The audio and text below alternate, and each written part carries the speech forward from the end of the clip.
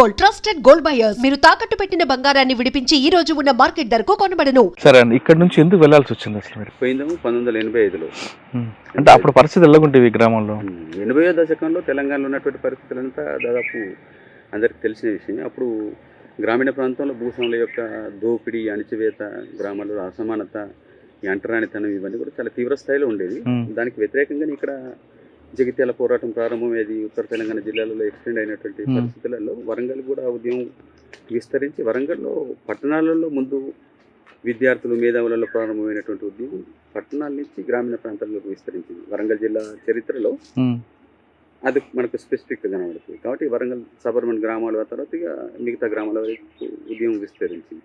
అట్లా 80వ దశకంలోనే మా ఊర్లో కూడా రాడికల్ స్పేస్ పార్టీ రావడం ప్రారంభమైంది. అయితే నేను దళిత కుటుంబంలో పుట్టి నేను చిన్నప్పటి నుంచి చదువుకుంటున్నప్పుడు చిన్నప్పటి నుంచే ప్రతిదీ తెలుసుకోవాలనే జిజ్ఞాస నాలో బాగుండేది. ఎంత చదువుతున్నారు అప్పుడు? 5-6 ఏళ్ల వయసులో నేను 3వ తరగతి చదువుతున్నటువంటి టైంలో మా పాత ఇంట్లో నేను 8th చదువుతున్నట్టు ఇల్లు కట్టుకున్నాను. 7th క్లాస్ దాకా నేను అక్కడ ఉండేది చదువుకున్నాను. అప్పుడు ఏంటిదంటే ఈ ఊర్లో ఈ డామినేషన్ ఉండేది. తర్వాత మేము దళితులం కాబట్టి నేను చదువుకోవడంలో ఫస్ట్ నుంచి కూడా క్లేవర్ స్టూడెంట్, క్లాస్ ఫస్ట్ ఉండేది. నేను ఇంటి ముందట మంచం వేసుకొని యాప చెట్లు ఉంటాయి, 2 వేప చెట్లు. మంచం వేసుకొని నేను చదువుకుంటున్నప్పుడు స్ట్రీట్ ఉంటుంది, అక్కడి నుంచి మా ఇల్లు కనబడుతుంది అనమాట. కూలీలు మిలవడం కోసం వస్తే వాళ్ళ గొంతు వినబడగానే మా అమ్మమ్మ వచ్చిన మంచంలో తీసి దింపేసింది అనమాట. ఎందుకు? అది నేను ఎందుకు అని ప్రశ్నించాను. అంటే నా మంచంలో నేను నన్ను ఎందుకు దింపేసాను అంటే, అప్పటికి ఈ ఊర్లో ఉన్నటువంటి పరిస్థితి దళితులు వాళ్ళ మంచం మీద వాళ్ళు కూర్చున్న అప్పర్ క్యాస్ట్ ముందు పెద్ద నేరం. కాబట్టి ఎందుకు అని ప్రశ్నించినప్పుడు మా అమ్మ వాళ్ళు ఎక్కువ క్యాస్ట్ వాళ్ళు, మనం వాళ్ళ ముందు మంచం మీద కూర్చున్న, కుర్చీ మీద కూర్చున్న వాళ్ళ కళ్ళు మండుతాయి, కోపం పెట్టుకుంటారు. దానికి ప్రతీకారం ఏదో ఒక రూపంలో తీసుకుంటారు. నిజంగా పరిస్థితులు అట్లే ఉండేవి ఆ రోజు. కాబట్టి అప్పటి నుంచి ఎందుకు ఈ తేడా ఉంది, మన ఇంట్లో మనకు అధికారం ఉండాలి, మన మంచంలో మనం కూర్చుకోవాలి కదా అని ఇట్లా ఈ అంటరానితనం కూడా ఆ కాలంలో బాగానే ఉండేది. ఇవన్నీ చిన్నప్పటి నుంచే నేను వాటి రాకంటే ముందు నుంచే నా మెదడులో నేను ఆలోచిస్తూ ఉండేవాడిని. అయితే మంచం మీద దింపమనంటే మీరు అమ్మమ్మతో వ్యతిరేకించారా? అడిగాను, మన మంచం మీద దింపాలి అన్నప్పటికీ అమ్మ దగ్గర సమాధానం లేదు దానికి. జనరల్ గా అట్లా చెప్పడమే తప్ప అది కూడా ఎందుకు అని ప్రశ్నించేవాడిని నేను చిన్నప్పుడే. అంటే ఎక్కువ వాళ్ళు ఎందుకు ఎక్కువ, మనం ఎందుకు తక్కువ, కారణం ఏంటి, ఇట్లాంటి ఇంకా డీప్ గా ప్రశ్నించేటప్పటికి వాళ్ళ దగ్గర సొల్యూషన్ ఏమి ఉండదు కదా, ఏం జవాబు కూడా ఉండకపోయేది. నా మనసులో మాత్రం ఆ ప్రశ్న వెంటాడుతూ ఉండేది. తర్వాత మేము ఆ టైంలో ఈ ఊర్లో కదా ప్రతి కుటుంబానికి కటింగ్ చేయడం కోసం మాకు ఒక మేము కటింగ్ చేయించుకోవడానికి ఎండాకాలం సెలవులు వారానికి ఒకసారి అట్లా పోయినప్పుడు మిగతా కులాల వాళ్ళకి ఆయన ఇంటి లోపలికి పిలిచి కటింగ్ చేసేవాడు. చెట్టు కింద కూర్చొని నీడకు వాళ్ళకి పీట వేసి కూర్చోబెట్టి చేసేవాడు. లేదా ఇంకా కొంచెం ఎక్కువ కులాలకు సంబంధించిన వాళ్ళైతే కుర్చేసి ఆయన నిలబడి చేసేవాడు. మేము పోగానే ఇంటి బయటకు వచ్చి బయట బజార్లో కూర్చోబెట్టి మాకు కటింగ్ చేసేవాడు. తర్వాత ఈ బట్టలు మైల పడతాయనే దగ్గర నుంచి మామూలుగా బోరా చట్టుబొంత అంటారు, ఈ రైస్ బ్యాగులు ఉంటాయి కదా పాతవి, సుతీల దారాలతో ఉండేది, అట్లాంటిది ఒకటి కట్టుకొని వచ్చి మాకు కటింగ్ చేసి ఆ కటింగ్ చేసిన వెంట్రుకలు కూడా తీసేయడం, మమ్మల్ని తీసేయమనేది. అప్పటికి మేము చదువుకుంటున్న పిల్లలు అంతా ప్రత్యక్షంగా నేను అనుభవించింది చెప్తున్నా కదా. ఇది నాకు అనిపించేది అనమాట. మిగతా వాళ్ళకి ఎందుకు లోపల కుర్చేసుకొని కటింగ్ చేసిండు, కొద్దిమంది వాళ్ళకి ఇళ్ళకి పోయి చేసేవాడు అప్పర్ క్యాస్ట్ వాళ్ళకు. మా దాంట్లో కూడా కేవలం మమ్మల్ని బజార్లో కూర్చోబెట్టి కూర్చోబెట్టడం. ఈ డిఫరెన్స్ ఏంటి, నేను ఇంటికి వచ్చి అమ్మని అడిగామని, మనం ఎంత ఇస్తున్నాం, వాళ్ళు ఎంత ఇస్తున్నారు, వాళ్ళు ఎంత ఇస్తున్నారో మేము కూడా అంతే ఇస్తున్నాం, మరి వాళ్ళకి ఎందుకు అట్లా, మనకెందుకు ఇట్లా, ఈ తేడా ఏంటిది అని అంటే వాళ్ళ దగ్గర అదే చెప్పేవాళ్ళు. వాళ్ళు ఎక్కువ కులపోలు, మనం తక్కువ కులపోలు, ఎందుకు ఎక్కువ తక్కువ, దానికి ఏం జవాబు వీళ్ళ దగ్గర ఉండకపోయేది. ప్రశ్న మాత్రం నాకు వెంటాడుతూనే ఉండేది. తర్వాత దళిత స్కూల్, మేము చిన్నప్పుడు నేను చదువుకునేది ఫస్ట్ 1వ తరగతి పిల్లలకు మా ఇంటి పక్కన ఒక ఇల్లు ఉంటుంది, ఇల్లందరూ అయిలే అని. అప్పుడు మాదిగ కులంలో ఆయనే కొంచెం ఫస్ట్ బంగ్లా కట్టుకున్నాడు, కొద్దిగా పెద్ద ఇల్లు. ఆయన ఇంట్లో ఆయనే మా పిల్లలు కదా అనే దగ్గర నుంచి ఫ్రీగానే ఇస్తే దాంట్లో ఒక రూమ్లో మా స్కూల్ నడిచేది అంతా. మేము దాంట్లో చదువుకున్నాం. ఊర్లో పెద్ద స్కూల్ ఉండేది రోడ్డు మీద, దాంట్లో మిగతా కులాల పిల్లలు చదువుకునేవాళ్ళు. అది కూడా అదొక స్కూల్ ఉందనే విషయం నాకు అర్థం కాలేదు 3rd క్లాస్ వరకు. మేము ఇళ్ళనే చదువుకున్నాం కాబట్టి ఇదే స్కూల్ అనుకున్నాం. తర్వాత రాడికల్ పార్టీ ఊర్లోకి వచ్చిన తర్వాత వాళ్ళకు విడిగా స్కూల్ ఎందుకని చెప్పి దానికి వ్యతిరేకంగా మాట్లాడి ఈ స్కూల్ని తీసుకుపోయి దాంట్లో కలిపేసింది వాళ్ళు. తర్వాత నేను ప్రతి మీటింగ్కి వెళ్ళేవాడిని చిన్నగున్నప్పటి నుంచి.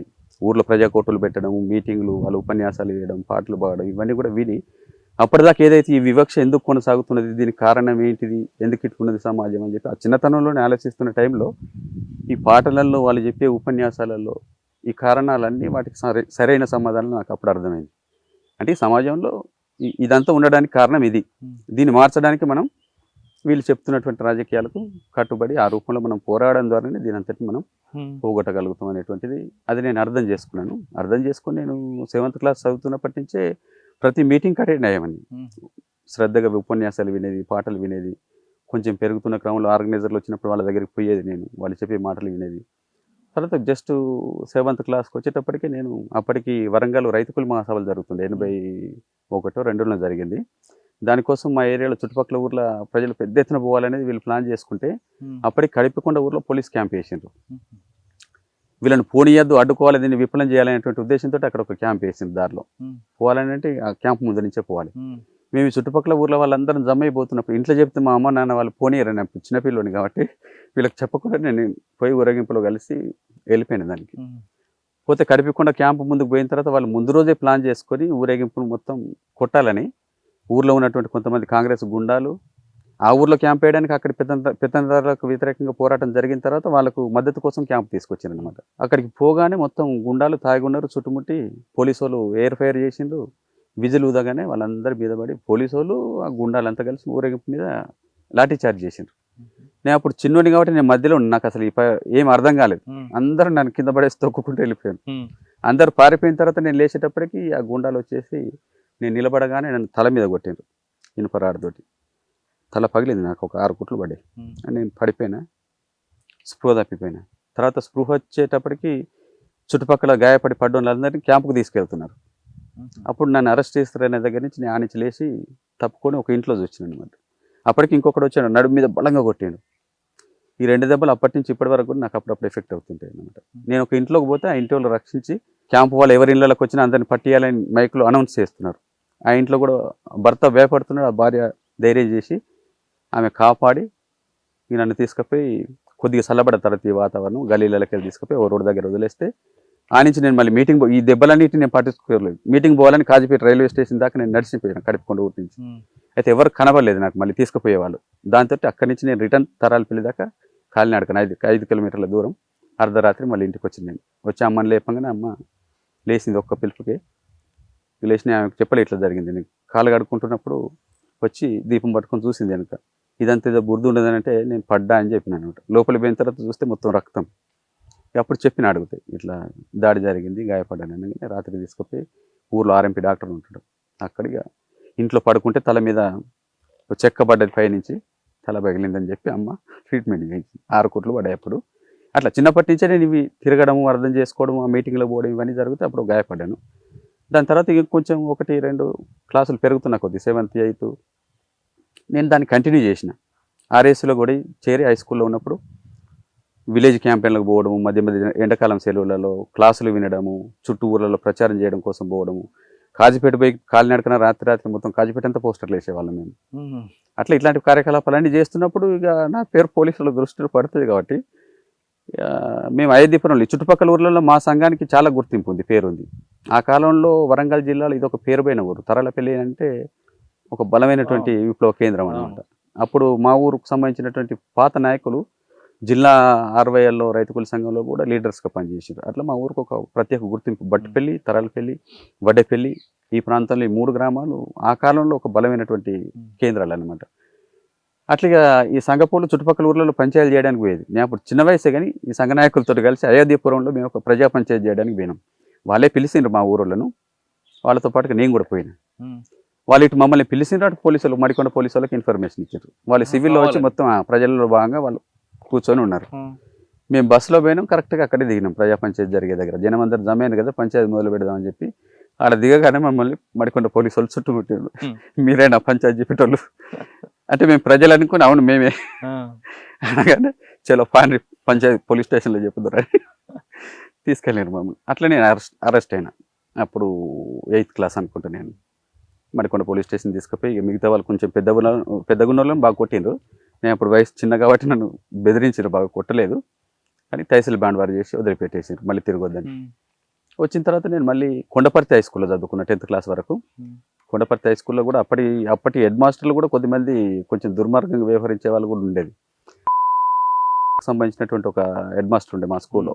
ఆయన కొంచెం కరాటే కూడా వచ్చు. ఆయన మిగతా స్కూళ్ళలో పిల్లలందరినీ వణికించుకునేవాడు అనమాట. కొంచెం గమండి ఎక్కువ ఆయన. ఈ స్కూల్కి వచ్చిన తర్వాత కూడా స్కూల్లో అట్లాంటి వ్యవహారాలే మొదలుపెట్టిండు ఆయన. మేము 8th జాయిన్ అయ్యి స్కూల్ నడుస్తున్నప్పుడు 3వ బెల్ అయిన తర్వాత అందరు క్లాసులలో ఉండాలి కదా. మా ఒక పిల్లగాడు కొంచెం లేట్ అయ్యి బయట వరండాలో కనబడితే హెడ్ మాస్టర్ రూమ్ నుంచి బయటికి వెళ్ళి ఆయనను పిలిచి కరాటే కిక్కులు కొట్టి, అది మాకు నచ్చలేదు. అప్పటికే మేము ఈ భావజాలంతో ఉన్నాం కాబట్టి అసలు ఎందుకు జస్ట్ లేట్ అయితే పిలిచి చెప్పొచ్చు, కొట్టే అధికారం ఈయనకి ఎక్కడదని చెప్పి మేము అప్పటికి ఈ బ్యాక్గ్రౌండ్ ఉన్నటువంటి పిల్లలందరం మాట్లాడుకొని సెకండ్ డే అంతా విద్యార్థులను ఆర్గనైజ్ చేసి ప్రేయర్లోనే మేము కదలలేదు. ఇక ఆయన విధులు ఇచ్చిన తర్వాత పోవాలి కదా, పోలేదు, అందరం నిలబడి ఉన్నాం. ఎందుకు పోతలేరు అని అన్నాడు. అంటే ఒక ఆయన కొంచెం పక్కకు జరిగి, నిన్న మీరు అకారణంగా విద్యార్థిని కొట్టినారు, అది కరెక్ట్ కాదు, కాబట్టి మీరు క్షమాపణ చెప్తే మేము స్కూల్లో పోతాం అని అంటే హెడ్ మాస్టర్కి అది ఒక అవమానం, భరించలేని కోపం వచ్చిందండి ముఖంలో. ఆయన నేను హెడ్ మాస్టర్ను అనేక స్కూళ్ళల్లో చేసిన, ఎవరు నాకు ఎదురు మాట్లాడలేదు, మీరు నాకు హెడ్ మాస్టర్ కాబట్టి కొట్టే అధికారం ఉంటుంది అన్నాడు.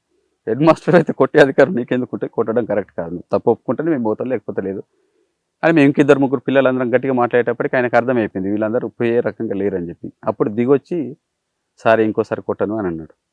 అది ఫస్ట్ విజయం స్కూల్లో. దాంతో మేమందరం క్లాసులలోకి వెళ్ళిపోయాం. అట్లాగా ఆర్ఎస్సికి ఒక గుర్తింపు వచ్చింది స్కూల్లో కూడా, విద్యార్థులందరికీ కూడా. ఇక ఆ తర్వాత ఆ స్కూల్ అంతా కూడా మా డామినేషనే. మేము కరపత్రాలు తీసుకుపోయి టీచర్లకు ఇచ్చేవాళ్ళం, విద్యార్థులకు ఇచ్చేవాళ్ళం, క్రాంతి పత్రికలు ఇచ్చేవాళ్ళము. దాంతో టీచర్స్ అందరూ కూడా మాకు ఫేవర్గా తయారయ్యారు. ఇక మా మీద వాళ్ళ అట్లాంటివి చూపెట్టడం కాకుండా మాతో ప్రేమగా మాట్లాడము. మేము పోయి వాళ్ళకు కూడా పత్రికలు ఇచ్చేవాళ్ళము. ఒక్కొక్కసారి వివిధ విషయాల మీద స్కూల్ బైకాట్ చేసినప్పుడు కూడా క్లాస్కు తిరిగి ఉపన్యాసాలు ఇచ్చేవాళ్ళం, కరపత్రాలు పంచేవాళ్ళం. ఇక టీచర్లు ఏమనే వాళ్ళు కాదు, ఇక వీళ్ళని మనం ఏమన్నా అంటే కుదరదు అనుకున్నారు. కాబట్టి అట్లా స్కూల్ అంతా కూడా మాదే నడిచింది కొంతకాలం. 10th క్లాస్ వరకు జరిగింది ఇట్లే. ఇక అటు ఆర్ఎస్ సంఘంలో పనిచేస్తూ స్కూల్లో మధ్య మధ్య ఎండాకాలంలో ఈ విలేజ్ క్యాంపెయిన్లు ఇట్లాంటివన్నీ. అప్పుడు 85లో ఏఐఆర్ఎస్ఎఫ్ మహాసభ జరిగింది, అఖిల భారత విద్యార్థి సంఘం అనేది ఏర్పడ్డప్పుడు. దానికోసం కూడా మా ఊరి నుంచి చాలామంది మేము పోయినాం, మా బ్యాచ్ ఇంత చెప్పకుండా. 4 రోజులు హైదరాబాద్లో ఉండి హైదరాబాద్ అంతా క్యాంపెయిన్, ప్రచారం, వాల్ రైటింగ్ అంతా చేసి ఆ సభలు జరిగింది. దాంట్లో వాలంటీర్స్గా పనిచేసి సభల తర్వాత వచ్చినాం. మళ్ళీ ఇట్లా మేము చేస్తుండేది వర్క్. ఇక మరొకసారి 10th క్లాస్లో ఉన్నప్పుడే కాజీపేటలో పెద్ద ఎత్తున పోస్టర్లు వేసే ప్రోగ్రామ్ మాకు ఆర్గనైజర్ ఇచ్చిండు. ఇప్పుడు సందర్భం గుర్తు రావడం లేదు నాకు, ఏదో ఒక సందర్భంగా మొత్తం కాజీపేట అంతా వేయాలంటే మా ఊరు తరపున మేము ఒక 200 పోస్టర్లు రాసుకొని మా బ్యాచ్ తయారై రాత్రిపూట బయలుదేరి కాజీపేట పోయి మొత్తం వేసాం. వేస్తున్నప్పుడు కూడా యాదగిరెడ్డి ఎస్ఐ ఉండే, అప్పుడు యాదగిరెడ్డి కాజీపేటలో చంపేసిన యాదగిరెడ్డి. అప్పుడు చాలా తోపు కదా ఆయన, ఆయన పేరు చెప్తే ఇట్లా వణికేవాళ్ళు. ఆయన ఛాలెంజ్ చేసి ఈ కాజీపేట కాదు ఈ చుట్టుపక్కల పరిసరాలలో రాడికల్స్ లేకుండా చేస్తా అని చెప్పి ఆయన ఓపెన్గానే ప్రకటనలు చేసిండు. అప్పుడు దాన్ని ఛాలెంజ్గా తీసుకొని నువ్వు ఎట్లా నిర్మూలిస్తావు చూద్దామని చెప్పి మేము, కాబట్టి మేము కాజీపేట అంతా పోలీస్ స్టేషన్ చుట్టూతో కూడా పోస్టర్లు వేసినాం అనమాట. రైడ్ చేస్తుండేది జీబులో. వాళ్ళు వచ్చినప్పుడల్లా జీబు మేము సెంట్రీలు ఉండేది రోడ్డు మీద, చప్పట్లు కొట్టగానే మేము సందులలో దాక్కునే వాళ్ళం చీకట్లో. మళ్ళీ సెంట్రీలు క్లియర్ చేసి ఏం లేదనగానే మళ్ళీ వచ్చి వేసేవాళ్ళం అన్నమాట. కాజీపేట అంతా వేసేసినాం మొత్తం పోస్టర్లు. ఆ జీప్ తిరుగుతున్నప్పుడల్లా ఆగిపోయినాం కాబట్టి అర్థం కాలే. రిటర్న్ ఒకసారి పోతే యాదగిరెడ్డి వేసే ఉన్నాడు జీబులో. ఒక దగ్గర పోస్టర్ ఎందుకు ఆయన కొద్దిగా పచ్చిగా కనబడేది అనమాట, గోందు ఆరలేదు. ఇంకా డౌట్ వచ్చి దగ్గర పోయి చూస్తే అది ఇప్పుడిప్పుడే వేసినట్టుగా అర్థమైంది. అంటే మొత్తానికి పోస్టర్లు వేయడం కంటిన్యూ అవుతున్నది అనేది అనుమానం వచ్చింది ఆయనకు. మరి ఎందుకు కనబడతలేరు అంటే నేను జీప్ సపోర్ట్ విని తప్పుకుంటున్నారు అనేది అర్థం చేసుకొని కొద్దిగా అట్లాంటి విషయాలలో ఫాస్ట్గానే ఉంటాడు. కాబట్టి మఫ్టీలో పోలీసు వాళ్ళని సైకిల్ మీద పంపారు. వాళ్ళందరూ సెకండ్ షో వదిలేసిండ్రు అర్ధరాత్రి. అప్పుడు 2 షోలు నడిచేది, ఫస్ట్ షో, సెకండ్ షో. మేము అనుకున్నాం ఇక వాళ్ళు వస్తున్నారు కాబట్టి అందరు కనబడితే కూడా బాగుండదు కాబట్టి మేము అందరం తప్పుకున్నాం. అయిపోయింది. వాళ్ళు వెళ్ళిపోయిన తర్వాత ఇంకా కొన్ని 50 పోస్టులు మిగిలిన మేము వేస్తున్నప్పుడు ఈ సైకిళ్ళ మీద కొద్దిమంది ఒక 4 వస్తున్నారు లాస్ట్కు. వీళ్ళంతా వెళ్ళిపోయిన తర్వాత సెంట్రీలు ఏమనుకున్నారంటే కొద్దిగా వెనుకొస్తున్నటువంటి సినిమా చూసిన వాళ్ళే కావచ్చు అనుకొని ప్రజలు అనుకున్నారు. వాళ్ళని చూసిండ్రు కానీ తప్పుకోలేదు మేము. అప్పుడు మేము వేయడం కంటిన్యూ చేసేటప్పటికి ఆ సైకిల్ వాళ్ళు వచ్చిన ఫాస్ట్గా అర్థమైంది కాబట్టి మా టీంను పట్టుకున్నారు అనమాట. వాళ్ళు ఎవరైనా మంచిదే, పోలీసులు కాకపోయినా మనం వెళ్ళిపోదామని చెప్పి మేము పోస్టర్లు వేసే వాళ్ళము తప్పుకున్నాము, సైడ్కున్నాము. ఆ సెంటర్ ఆయన రాలేదన్నమాట జనం అనుకొని. వాళ్ళు వచ్చేసి వెంటనే ఆయన సైకిళ్ళతోటి చుట్టుముట్టేసి పట్టుకున్నారు. ఇంకా మేము మిగతా వాళ్ళందరం తప్పించుకొని వెళ్ళిపోయినాం. ఆయనను బాగా చిత్రహింసలు పెడితే ఆయన మొత్తం చెప్పిండు, తరాలు పిల్లవాళ్ళం ఇంతమంది వచ్చినాం, దీంట్లో నేను కూడా ఉన్నాను, ఇవన్నీ విషయాలు కూడా ఆయనకు అర్థమైన తర్వాత ఆయన మళ్ళీ నా ఇంటి మీదకి వచ్చి, మా ఇంటి మీదకి దాడి కోసం వచ్చి అర్ధరాత్రి పడుకోవడం కోసం. నేను అప్పటికి ఇవన్నీ తెలుసు కాబట్టి నేను ఇంట్లో పడుకోకపోయేది. నేను ఎక్కడో పడుకున్నా. ఇంటికి వచ్చిండ్రు, జీప్ నిలబెట్టి దూరంగా ఇల్లు చుట్టుముట్టిరు, మొత్తం చెక్ చేసిండ్రు నా కోసం, పక్కింట్లో వెతికిండ్రు, నేను దొరకలేదు. అంటే ఇక దొరికిననే దెబ్బలు పడి నన్ను మెయిన్గా చెప్పింది కాబట్టి ఇక నా కోసం వేటాడడం అనేది మొదలుపెట్టింది అనమాట. తర్వాత నేను 10th ఎగ్జామ్స్ రాయడానికి స్కూల్ కూడా మఫ్టీలో పోలీసు వాళ్ళు వచ్చేవారు యాక్టివ్గా ఉన్నటువంటి వాళ్ళని పట్టుకోవడం కోసం. అట్లా నన్ను అక్కడ పట్టుకో, ఇక్కడ దొరుకుతలేడు కాబట్టి అక్కడ పట్టుకోవాలనేటువంటి ప్లాన్ వేసుకొని అక్కడికి వచ్చింది. కాబట్టి నేను ఎగ్జామ్స్ రాయలేదు. చివరి నిమిషంలో రాస్తే నేను ఫస్ట్ క్లాస్ పాస్ అయ్యేవాడిని, క్లెవర్ స్టూడెంటే. కానీ ఎగ్జామ్స్ రాయలేదు, నేను యాన్యువల్ ఎగ్జామ్స్. వీళ్ళు వచ్చారు కాబట్టి ఎట్లాగో ఎగ్జామ్స్ దగ్గర పట్టుకుంటారనే దగ్గర నుంచి నేను ఇక వెళ్ళిపోవాలనేది. అప్పటికే ఇక్కడ క్రాంతి అనేది మా ఆర్గనైజర్ బక్కన పేరుతో పనిచేసినప్పుడు ఆయన అప్పటికే చెప్పిండు, ఇక నీ మీద బాగానే నిఘా ఉన్నది కాబట్టి ఎట్టి పరిస్థితుల్లో నువ్వు దొరికితే మాత్రం అప్పటికి బూటకపు ఎన్కౌంటర్లు జరుగుతున్నాయి. కొడవటి సుదర్శన్ లాకప్ డెత్ అప్పటికి జరిగింది. ఈ పరిణామాలన్నీ జరుగుతున్నాయి కాబట్టి అనవసరంగా చనిపోతావు కాబట్టి రావడం మంచిది అనేది ఆయన ముందే చెప్పిండు. నేను కూడా పూర్తికాలం కార్యకర్తగా పనిచేయాలని ఇవన్నీ యాక్టివ్గా పనిచేస్తున్నాను. అప్పటికి చిన్నప్పటి నుంచి నాకు చదవడం బాగా ఇంట్రెస్ట్ అనేది చేస్తారు. ఎందుకు వాళ్ళ పిల్లల్ని దాంట్లో పోనీయాలని ఏ తల్లిదండ్రులు అనుకోరు కదా. మా అమ్మ నాన్న వాళ్ళు కూడా ఏడ్చేది, మాట్లాడేది, తిరగొద్దని చెప్పేది. నేను తిరుగుతలేనని అమ్మ నాన్నని కన్విన్స్ చేసి వాళ్ళకి తెలియకుండా మళ్ళీ తిరగడం. మా తమ్ముడు అప్పటికి చిన్నోడు.